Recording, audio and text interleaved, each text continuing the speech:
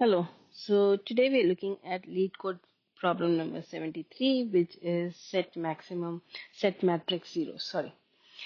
So given a matrix of size m cross n, if a cell has value 0, then we have to replace all elements in the same row and column as 0. And we must do it in place. So let us first try to understand what is the expectation. So let's say if we have 3 cross 3, if 1 1 1 like this, and if you have a 0 like this, the expectation is to transform this into another matrix where all the rows wherever there is a 0 get converted to 0. Okay, so this particular row has a 0. Let's convert this complete row to 0. Likewise, all the columns that have a 0 will become 0. So in this case, this column has a 0. Okay, so let's convert this also. And the rest of the things remain fine. Now, the challenge with this problem is that once I have transformed this cell into a 0, this one, then after processing this, when I come to this cell, I will mistreat this as a 0 because there is no differentiation between whether the 0 was one that came with as a ground truth with the problem or something that I have transformed. So once this happens, I will take this 0 and start transforming the other cells as well. And likewise, when I am executing this cell, then I will transform this also into a 0. And so what will happen is we'll end up getting a wrong answer. So let me reiterate. So the problem here is that we have two states of 0. So one is the ground truth or the original value, and the second one is the updated value. Okay, and the whole complexity of the problem lies around managing these two states efficiently. Okay, so you should not be having them in the same way, or you should handle it in some way that it does not conflict. So one of the ways you might think is that let the original matrix be as it is. So this becomes my original value. What if I create another clone of it where I get the updated value? That way I will only use the zeros from the original value matrix to start marking the corresponding row and column as 0. But the problem with this is that this is going to take space of around m cross n, same as the input. But we have to do it in place as given in the question. The next thing that you might think is that, okay, um, if as I'm traversing, this matrix, and when I identify a 0, I know the row, let's call it Ri, and I know the column, let's call it Cj. So why don't I just capture Ci, Ri, and Cj? Okay, so that means let's say my rows that have 0 can be Ri, let's say, or let's call it slightly different notation. Let's call it Ca. So I will have Ri, I'll have Rj, let's say Rk, let's say, and then here I can have Ca, Cb, Cc, let's say. And then once I have identified all the rows and columns that needs to be converted to 0, then I just take this and update the whole row for all columns as 0. But the problem with that is the additional space that we are taking is not reduced to m plus n. And what we want is a constant. Okay, so this is not equal to what is expected because the expectation is to do it in place, right? So let's think about what does it take to do it in place. So before we think about what does it take to do it in place, let's think about what is it that we need to do. Okay, so let's say we identify a 0 at a particular point. Okay, what we need are flags to mark certain cells as 0. So what are the flags that we need? I need a row flag that will tell me that mark this whole row as 0, and then I need a call flag to say that mark this column as a 0. Now I have to place these flags somewhere in this matrix in order for me to get constant space complexity. Okay, so then you might think, why don't I dedicate some space, okay, which is this column and this row, to storing these flags. Okay, and how would that work? Let's see. So if you have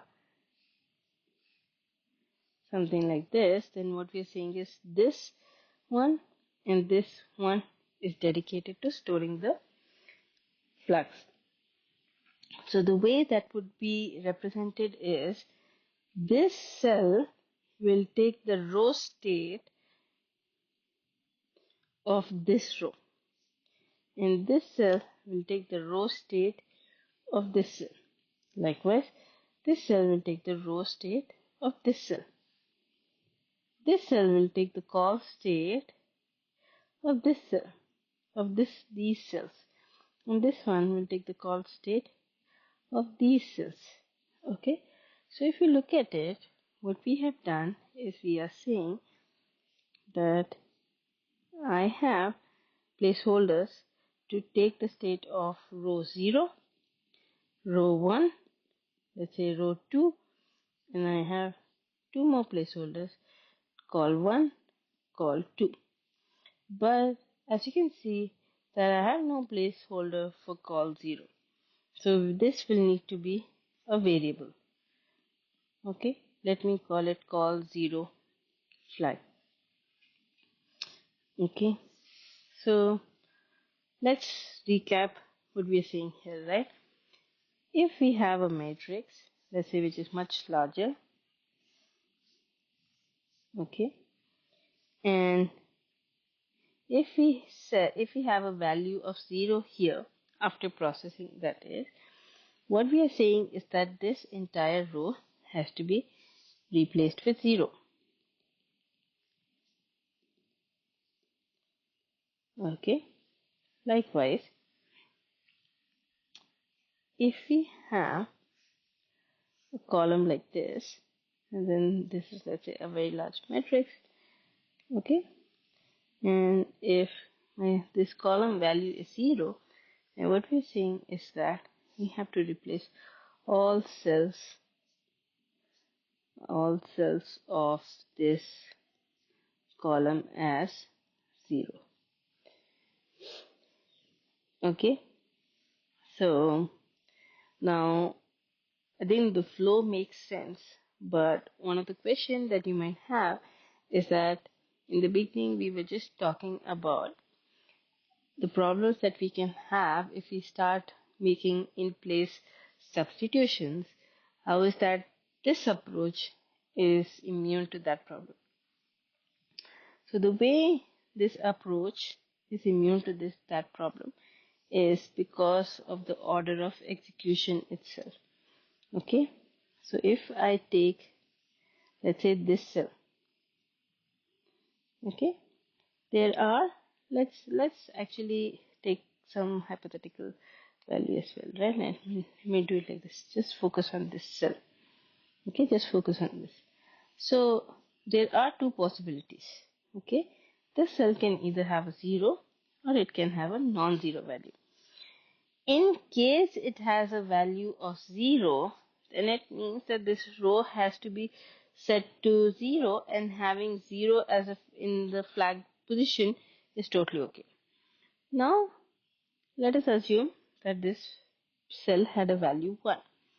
So after I saw that this had a value 1, I have basically processed it and I go to the next cell, I process it, I go to the next cell, I process it, and then I get to a cell where there is a 0.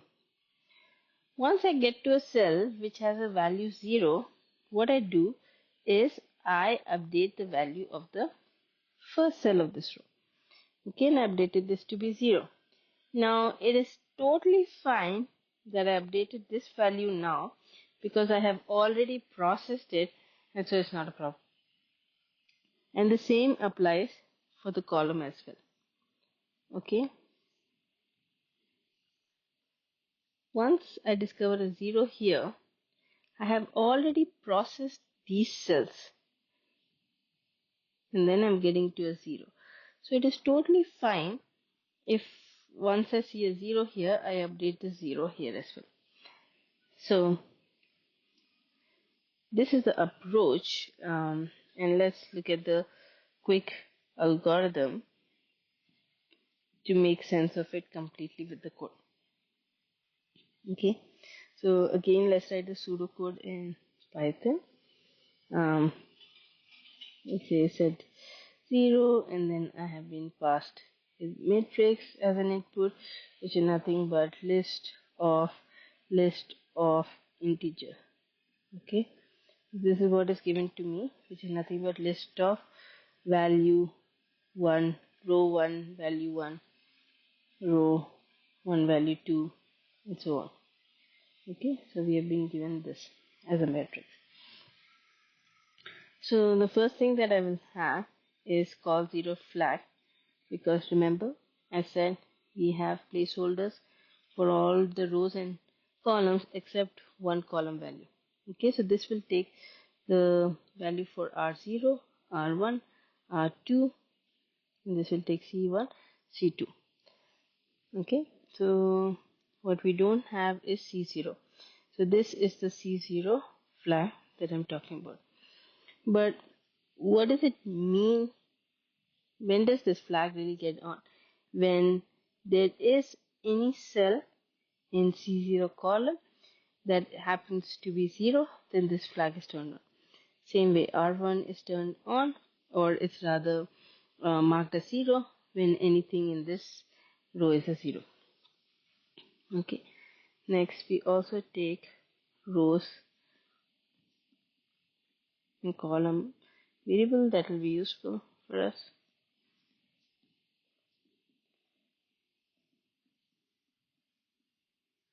Alright, so now let's do the marking of flag values. Okay, so for our in range of rows, for every row and for every column, okay, we are going to first check for the edge case. Okay, if C is equal to 0, if the column is 0th column and matrix of R comma C is equal to 0, then let's turn that flag on. Call 0 flag gets turned on. Otherwise, and then we continue because nothing more to do here. If matrix of R C is equal to 0, now we have something to do. Now, if a 0 happens at a particular cell, we need to mark both the column and the row value, okay, as the flags. So let's do that step. So now what we will say is set the row flag, set the column flag,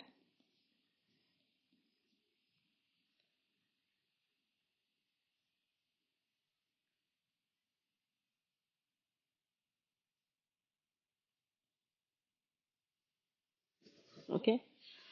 So this is the rth row first, or the 0th column, and this is the 0th row and the cth column. Okay, now we have created all our flags in the matrix. So let's proceed and work on propagating the values.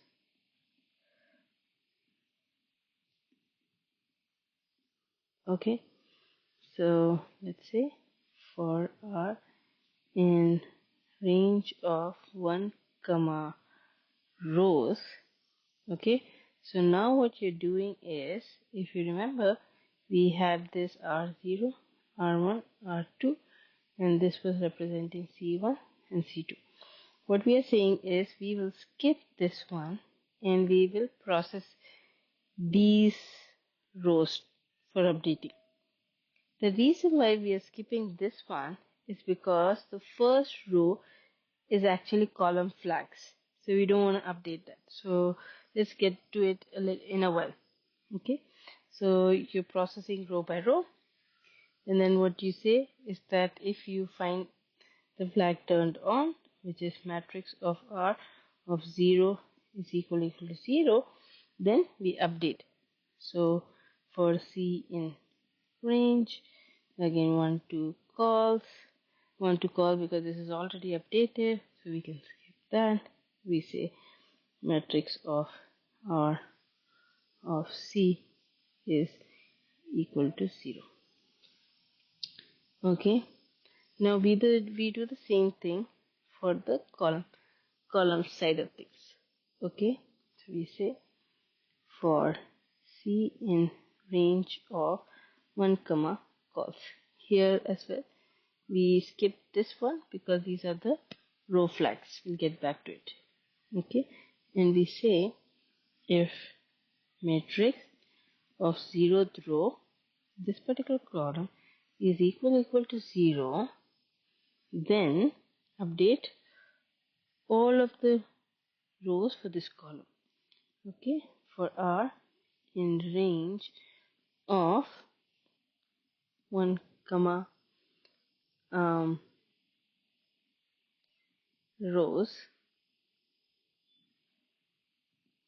Okay, you can say matrix of R comma C is equal to 0. Now once these steps are completed, now I want to update this one as well as this one. Now what does it mean for this row to be marked as 0? Now this row will be marked as 0 when R0 is 0. And when will this column be marked as 0? This column will be marked as 0 when call 0 flag is true. So let's check those points and implement that. So if matrix of 0 comma 0 is equal to 0, then for C in range of 1 comma calls, matrix of 0 comma C equal to 0. So we have updated this part of the looking at R0. Now let us look at this flag. Okay, so we say if call 0 flag is true, then what we are saying is that, let me bring this down. Okay, so what we are saying here is that for every row, now you convert the first column as 0. Okay, so if that happens for R in range of 1 comma rows, matrix of R comma 0 is equal to 0. Now there is bit of repeat processing, but we're going to keep it as it is for the sake of readability, because this clearly demarcates the operations, and that is very important. Let us now take a look at the time complexity and the space complexity, right? So we are only using these variables. Other than that, we're not using anything else.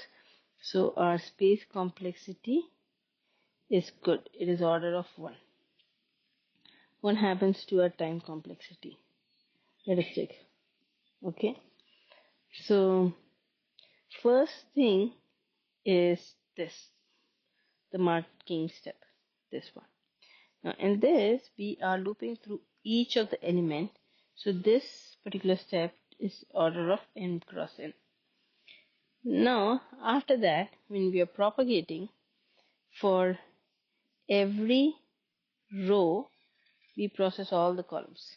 Okay, so when we do row wise operation, row wise, let's say row wise updates, we go through m cross n.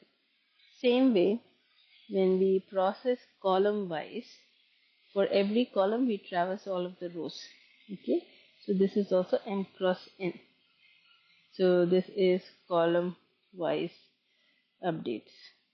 Okay, so if you see, this becomes 3 times m n, and so our time complexity is of the order of mn.